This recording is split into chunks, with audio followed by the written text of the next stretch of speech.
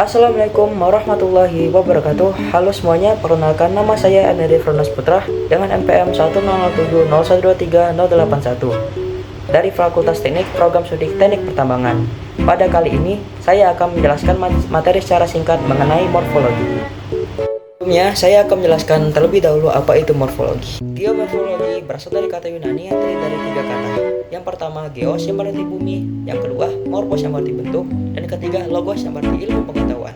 Jadi secara istilah, geomorfologi adalah ilmu yang mempelajari bentang alam yang terdapat dalam bumi dan serta mencari tahu mengapa suatu bentang alam terjadi. Di samping itu juga untuk mengetahui sejarah dan perkembangan suatu bentang alam dari satu tahun ke tahun yang lainnya dengan memprediksi perubahan bentuk yang akan terjadi di masa datang dengan kombinasi antara observasi, lapangan, percobaan secara fisik, dan permodelan numerik.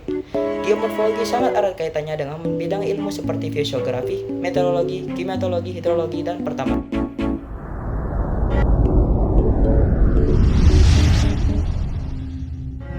Ilmu-ilmu yang memiliki hubungan erat dengan ilmu geomorfologi antara lain yang pertama adalah ilmu fisiologi. Ilmu fisiologi adalah cabang ilmu biologi yang mempelajari fungsi dan proses fisiologi dalam organisme hidup. Ilmu ini meliputi studi tentang cara tubuh dan organisme secara keseluruhan untuk beroperasi, mengatur, serta mengadaptasi terhadap lingkungan yang akan berubah. Yang kedua, geologi.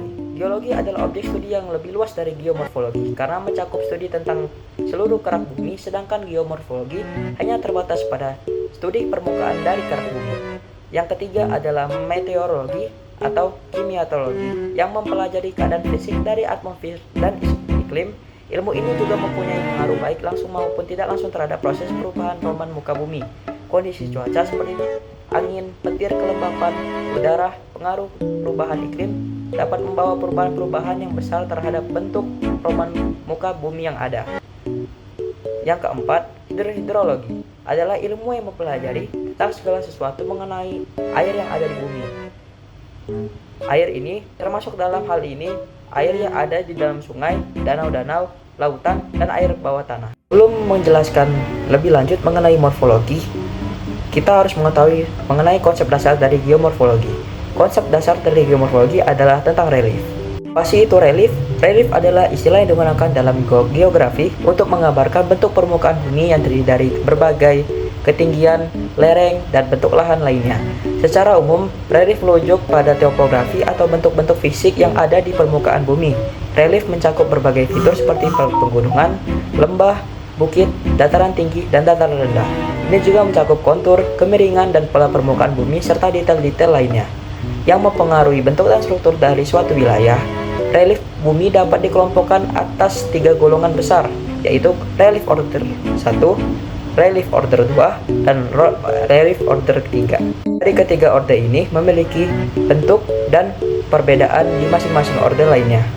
Pertama, relief order pertama. Relief ini mengacu pada fitur-fitur besar di permukaan bumi yang dihasilkan oleh proses-proses gaya endogen, seperti tektonik lempeng dan proses perbentukan gunung. Ini termasuk pegunungan lembah besar dan cekungan geologis yang membentang dalam skala yang luas dan regional. Contoh relief order pertama adalah pegunungan Himalaya dan cekungan Amazon, di mana cekungan ini terdiri atas paparan benua dan cekungan lautan. Bentuk-bentuk dari order pertama ini mencakup dimensi yang sangat luas di muka bumi, sebagaimana diketahui bahwa luas daratan beserta air seluruhnya sebesar 107 juta mil persegi yang terdiri dari luas benua dan sebesar 56 juta mil persegi dan sisanya 10 juta mil persegi merupakan luas continental shelf yang dimaksud dengan paparan benua. Paparan benua yang dimaksud meliputi benua dan tepi benua. Dengan demikian, luas total paparan benua adalah 66 juta mil persegi. Yang kedua, relief order kedua. Relief order ini mencakup bentuk lahan menengah yang lebih kecil dan lebih spesifik, seringkali dihasilkan oleh proses-proses gaya eksogen seperti erosi dan sedimentasi. Ini termasuk gunungan kecil, bukit, lembah kecil, dan daratan kecil regional. Relief order kedua seringkali terbentuk di dalam relief order pertama, sebagai contoh pegunungan Rocky di Amerika Utara, dan contoh relief kedua di dalam relief order pertama yaitu pegunungan yang lebih besar seperti pegunungan Rocky Mountain System. Pada order kedua ini, gaya endogen berupa gaya epirogenesa dan orogenesa juga mempengaruhi pada permukaan relief di bumi. Orogenesa sendiri terdiri dari berbagai jenis. Yang pertama adalah orogenesa konvergen. Orogenesa konvergen adalah ketika dua lempeng tektonik bertabrakan satu sama lain yang menyebabkan cenderung menekan dan mendorong bawah lempeng lainnya. Dalam proses ini yang disebut subduksi. Proses ini menghasilkan lipatan, perlipatan, bahkan penumpukan benua yang menyebabkan pembentukan pegunungan dan luas yang tinggi. Pegunungan Himalaya adalah contoh utama orogenesa konvergen yang disebabkan tabrakan antara lempeng India dan Eurasia. Orogenesa yang kedua orogenesa divergen. Orogenesa ini adalah kondisi di mana lempeng tektonik saling menjauh dan menyebabkan magma untuk mengisi celah pada lempeng-lempeng tersebut. Proses ini menghasilkan pembentukan pegunungan bawah laut atau pematang benua yang panjang dan luas yang biasa disebut reef atau pegunungan tengah samudra. Salah satu contoh ini adalah pegunungan Atlantik Tengah yang terbentang di dasar Samudra Atlantik yang memisahkan Amerika Utara dan Afrika. Ketiga adalah orogenesa transform. Orogenesa transform terjadi di sepanjang batas-batas lempeng tektonik yang bergerak secara horizontal atau bersilangan satu sama lain. Biasanya berlangsung sepanjang sesar atau patahan transform. Proses ini menghasilkan pelipatan dan sesar-sesar yang kompleks dan dapat menyebabkan gempa bumi yang signifikan. Sesambaran San Andreas di California adalah contoh utama orogenesa transform yang disebabkan oleh pergerakan lateral antara lempeng Pasifik dan lempeng Amerika Utara. Orde ketiga dikenal dengan sebagai bentuk-bentuk yang bersifat menghancurkan atau destructional form. Hal ini disebabkan karena relief ini dibentuk oleh proses-proses eksogen. Bentuk bentang alam yang berasal dari proses-proses eksogenik banyak dijumpai pada relief orde ketiga dan jumlahnya tak terbanyak hitungnya, di mana bentuk-bentuk bentang alam ini memperindah dan menghiasi bentuk-bentuk bentang alam konstruksional dari relief orde kedua. Untuk mempelajari bentang alam di suatu daerah, maka hal yang pertama harus diketahui adalah struktur geologi dari daerah tersebut. Sebagaimana telah dikemukakan bahwa struktur geologi adalah faktor penting dalam evolusi bentang alam, dan struktur itu tercerminkan pada muka bumi. Maka jelas bahwa bentang alam suatu daerah itu dikontrol, dikendalikan oleh struktur geologinya. Selain daripada struktur geologi adalah sifat-sifat batuan, yaitu antara lain apakah batu terdapat reka-rekahan atau kekar. Ini mempelajari struktur, terdapat faktor-faktor penting lain dalam geomorfologi. Salah satunya adalah proses. Pandangan para ahli seperti Worcester, Lobeck, and Dury berbeda dengan menafsirkan tentang pengertian proses dalam geomorfologi. Mereka beranggapan bahwa yang dimaksud dengan proses di sini adalah proses berasal dari dalam bumi dan luar bumi, yaitu gaya endogen dan gaya eksogen. Ada pula yang beranggapan proses di sini adalah energi yang berasal dari luar bumi saja atau gaya eksogen saja. Adapun pengertian proses di sini adalah energi yang bekerja di permukaan bumi yang berasal dari luar bumi atau gaya eksogen dan bukan yang berasal dari dalam bumi.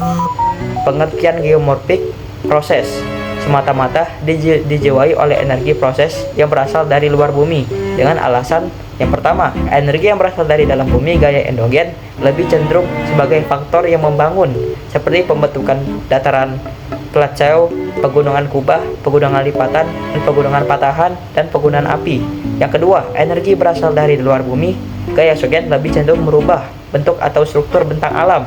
Karena itu, maka sejarah genetika bentang alam dibagi menjadi dua golongan besar, yaitu yang pertama, bentang alam konstruksional, yaitu sebuah bentang alam yang terbentuk akibat gaya endogen, gaya eksogen yang bekerja di sini, jadi masih berada pada tingkat initial. Bentang alam destruksional, yaitu sebuah bentang alam yang terbentuk akibat gaya eksogen terhadap bentang alam yang dihasilkan oleh gaya endogen melalui proses pelapukan, erosi, abrasi, dan sedimentasi. Setelah proses, faktor yang terpenting lainnya adalah stadia. Bentang alam atau stadia bentang alam adalah konsep yang digunakan untuk menggambarkan berbagai tahapan atau tingkatan dalam evolusi bentuk lahan di suatu wilayah. Berbagai faktor geologis, geomorfologis, dan proses alam lainnya dapat mempengaruhi perubahan bentuk lahan dari satu stadia ke stadia lainnya. Berikut adalah beberapa stadia bentang alam yang umum dikenal. Yang pertama adalah stadia bentuk awal atau muda. Pada stadia ini, wilayah tersebut biasanya masih baru terbentuk dan memiliki bentuk-bentuk lahan yang sederhana. Proses-proses seperti erosi oleh air, angin, dan geyser serta deposisi sedimen dominan dalam bentuk-bentuk lahan di stadia ini. Contoh bentuk lahan yang muncul adalah lembah yang dalam, curug sungai, dan bukit pasir. Stadia bentuk yang kedua adalah stadia bentuk dewasa. Pada stadia ini, bentuk lahan mulai menunjukkan lebih banyak keragaman dan kompleksitas. Proses-proses seperti pergeseran, tektonik, lipatan, dan sesar semakin berperan dalam membentuk bentuk lahan yang lebih kompleks. Contoh bentuk lahan yang mungkin muncul adalah pegunungan yang terlipat, lembah glasial, dan dataran tinggi yang luas. Stadia bentuk lanjut atau matang. Pada stadia ini, bentuk lahan yang sudah mencapai puncak evolusi dan memiliki kompleksitas yang tinggi. Proses-proses seperti erosi oleh air dan glacier serta pengendapan sedimen masih berlanjut tetapi dalam skala yang lebih kecil. Contoh bentuk lahan yang mungkin muncul adalah pegunungan tua yang lapuk, lembah sungai yang meander, dan dataran banjir yang luas. Yang keempat adalah stadia bentuk tua atau penuaan. Stadia ini bentuk lahan mulai mengalami penurunan degradasi karena mengalami proses alami dan pengaruh manusia. Erosi dan pengendapan masih terjadi tetapi lambat daripada stadia sebelumnya. Contoh bentuk lahan yang mungkin muncul adalah punggung gunung yang tererosi, lembah sungai yang teras, dan dataran yang terkikis. Berbicara mengenai bentang alam sendiri terbagi menjadi dua kategori utama. Pertama, bentang alam konstruksional. Bentang alam konstruksional adalah bentuk lahan yang terbentuk melalui proses-proses pembangunan atau akumulasi material di atas permukaan bumi. Ini terjadi ketika material baru ditambahkan ke permukaan bumi dan membentuk lahan baru. Proses-proses konstruksional meliputi endapan sedimen oleh sungai, angin, atau glacier, serta pembentukan batuan vulkanik dan intrusi magma. Contoh bentang alam konstruksional termasuk dataran banjir yang terbentuk oleh endapan sungai, delta sungai yang terbentuk oleh endapan di muara sungai, lempeng lava yang terbentuk oleh aliran lava vulkanik, dan kubah lava terbentuk oleh intrusi magma ke permukaan bumi. Yang kedua, bentang alam dekonstruksional. Bentang alam dekonstruksional adalah bentang alam yang melalui proses-proses penghancuran atau erosi material di atas permukaan bumi. Ini terjadi ketika material ada di permukaan bumi dihilangkan atau diubah oleh proses alam. Proses-proses dekonstruksional meliputi erosi oleh air, dan glacier, serta aktivitas geologis seperti lipatan, sesar, dan tanah longsor. Contoh bentang alam diskonstruksional termasuk lembah sungai yang terbentuk oleh erosi alir sungai, goa yang terbentuk oleh erosi air tanah, tebing yang terbentuk oleh erosi angin atau air, dan pegunungan yang tererosi oleh air dan glacier. Nah, saya sudah menjelaskan faktor-faktor geomorfologi dan bentang alam. Setelah itu saya akan menjelaskan proses-proses dari geomorfologi itu sendiri. Yang pertama ada pelapukan. Pelapukan adalah proses desintegrasi secara berangsur dari material penyusun kulit bumi yang berupa batuan. Pelapukan sangat dipengaruhi oleh kondisi iklim, temperatur, dan komposisi kimia dan mineral-mineral penyusun batuan. Pelapukan dapat melibatkan proses mekanis, aktivitas kimiawi, dan aktivitas organisme yang dikenal dengan pelapukan organis. Pelapukan mekanis adalah sebuah mekanisme yang dapat mengakibatkan terjadinya proses pelapukan sehingga suatu batuan dapat hancur menjadi beberapa bagian yang lebih kecil atau partikel-partikel yang lebih halus.